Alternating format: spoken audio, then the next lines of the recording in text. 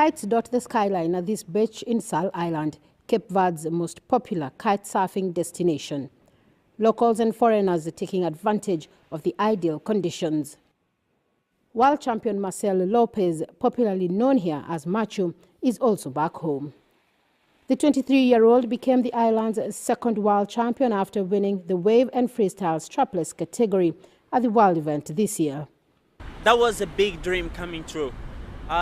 It's a lot of people running behind a title.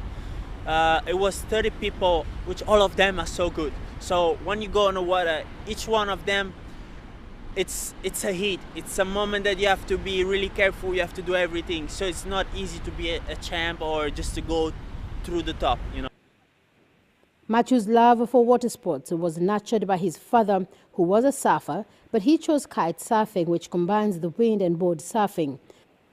Kite surfing can, however, be costly, and the world champion knows this too well.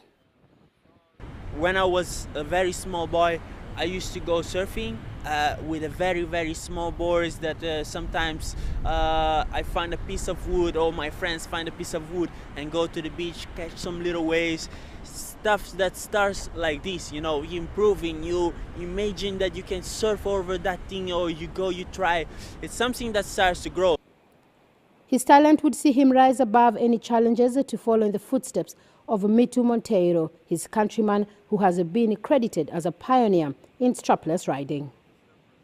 It was back 6 years ago when he got the world title. It was kind of a door which was open for me. He was always taking me on the shoulder. He was taking me on his board and push me to some waves. This is the same idea that I learned from him, and I try to take from the young boys from the islands. What I really prefer to do one day is to competing, you know, like Machu, to competing to be world champion, you know. Yeah, that's what I'm doing. But here is difficult, you know. We need to have some opportunity. Have a lot of guys here, a lot of children like me, you know. He's good on kite surf, you know, but don't have a lot of opportunity.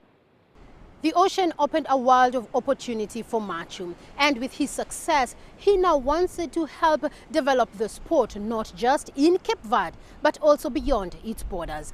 Celestine Carone, CCTV, Sal Island, Cape Verde.